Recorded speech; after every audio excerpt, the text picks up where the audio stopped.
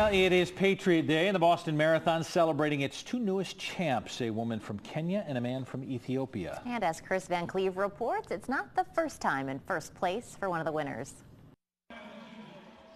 For most of the day, a steady stream of runners made their way through a steady Boston rain. The grueling 119th marathon is the longest running annual foot race in the world. It's the first time I ran it. It was the most challenging thing I think I've ever done as a human being.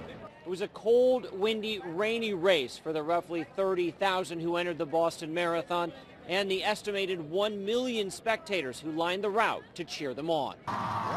Kenya's Caroline Rodish won the women's honors, finishing in 2 hours, 24 minutes, and 55 seconds. Her first Boston victory. I was like, oh, she's gonna get it, but I was like, no, not today. I have to keep going.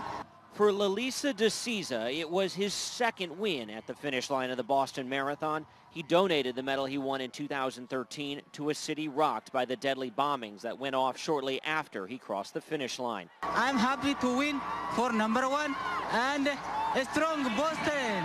Security was tight at the marathon. The sentencing phase for convicted bomber Johar Tsarnaev is set to begin Tuesday.